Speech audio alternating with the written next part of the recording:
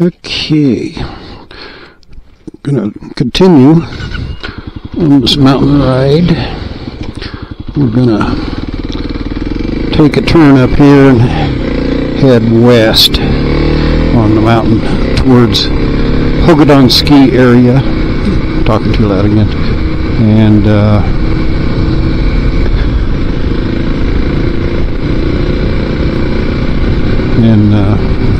there's an archery range over there, an old one with a small campground.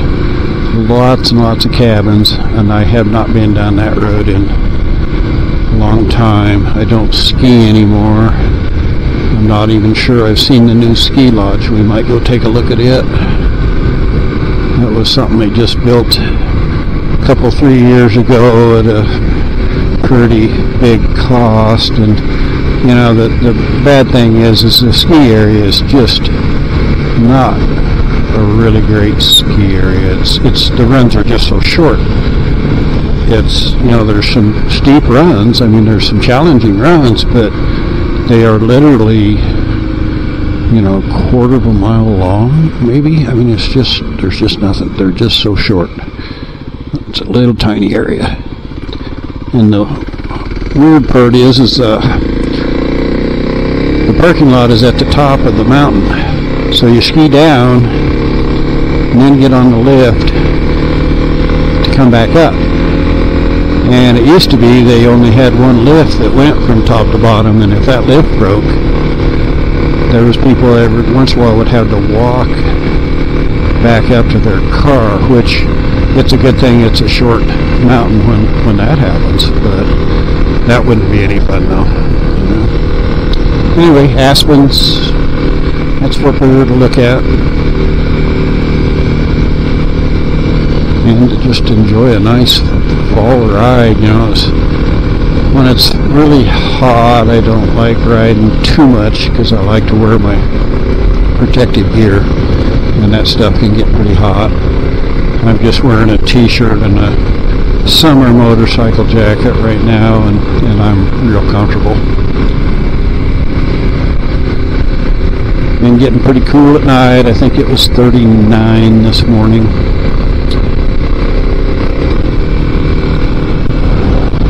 So just a matter of time before we get a good hard frost and kills everything that doesn't like frost. All I've got is a couple of jalapeno pepper plants and some petunias. So petunias are hardy. The pepper plants, they won't like it, but that's, I've got all the peppers off of them that I needed. Jalapeno poppers, baby. I love them.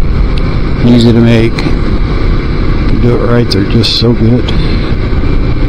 So the secret is you need to, you know, cream cheese filled, bacon wrapped, and then you got to bake them at like 360 for about 45 minutes, because you want that pepper to kind of get that roasted flavor. And a lot of times if you go to like a bar and for an appetizer they'll have poppers, but if they bring them out to you in 10 minutes, then you know the pepper's just not going to have that roasted flavor.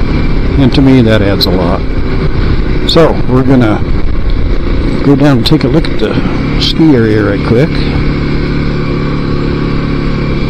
It's on the north face of Casper Mountain here. Oh boy, quite the place.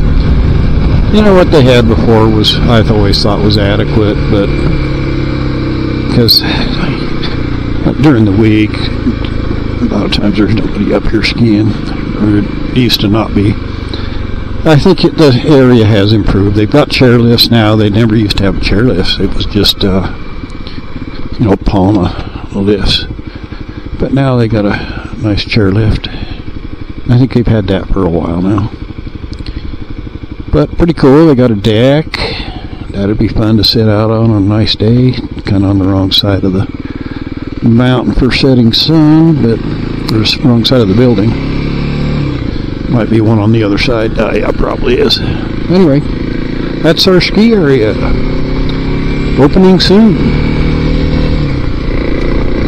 That's usually well into December before they get it open, and that's with man-made snow. So it just depends on the winter. You know, we can get early snows. Sometimes we don't.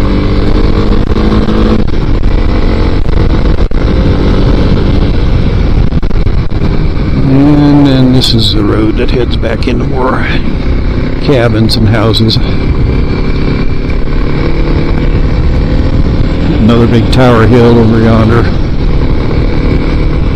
A lot of communications towers up on this mountain. Probably like between Casper and Denver, relay, you know, maybe from Denver to Billings, whatever. It's just a good high point. It's mostly probably serving Casper.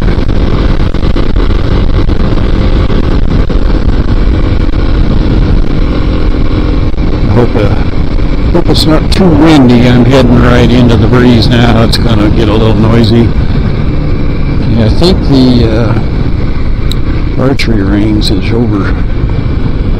Yeah, this is the archery range over this way.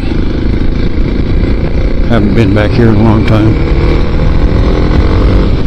I've got an old '56 Ford pickup, but I restored it and had it painted back in the early '90s, and it was looking all pretty, and I brought it up here on I think it was a day similar to this as far as the Aspens, and I actually came out here on these back roads and just to get some pictures of the thing.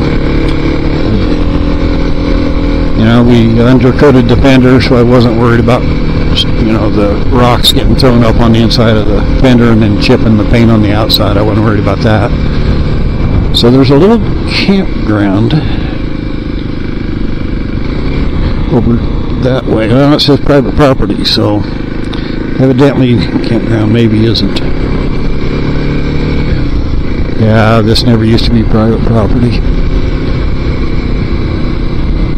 Somebody's got a cabin down there now. I've been down in that valley. That's one of the places I went with my old truck to get pictures. You know, that was, it's hard to believe that was 30 years ago. There's the valley. That's why I went down there. It's a gorgeous little valley.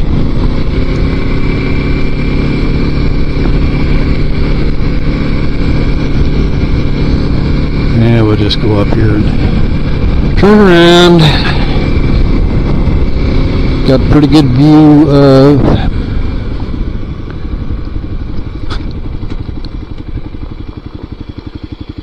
out in the far distance is more and more mountains. I think that would be the Shirley Mountains. I'm trying to get my bearings here. I think that's what is the horizon, and then in the very far horizon, the big one, that's probably Elk Mountain, which is, oh golly, 150 miles away, something like that. So even on a slightly hazy day, you can see forever here. But what a view.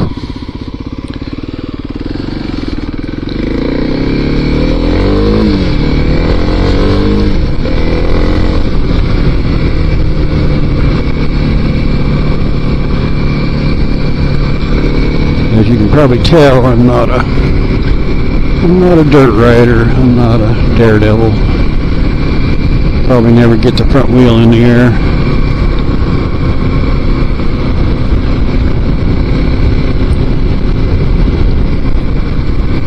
Used to be able to come up here and deer hunt. Just, boy, it was pretty cool growing up here as a kid. You know, 55 years ago. I'm 68, so I've been here all my life. So, you know, in the 50s and 60s, Wyoming was just sportsman's heaven. You know, it was, ranchers didn't have all the gates locked. They just, you could go through the gate and leave it like you found it. If it was open, leave it open. If it was closed, close it. And they always had a box, some kind of a container there on the gate, so you could drop the coupon from the license in there, and they get a kickback from Game and Fish. This person doesn't seem to know how to share. Archery range. not sure how much this gets used. We've got an indoor range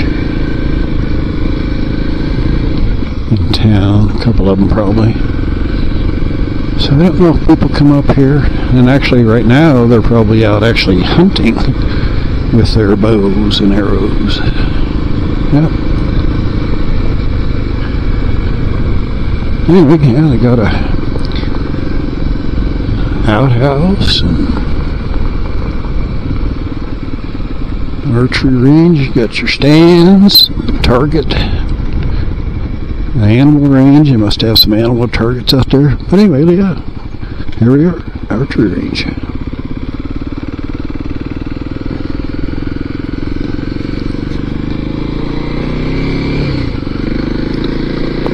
Okay, my hands are kind of getting tired. Hands and wrists are pretty beat up from 35 years of mechanicking, so they fatigue pretty easy, start hurting.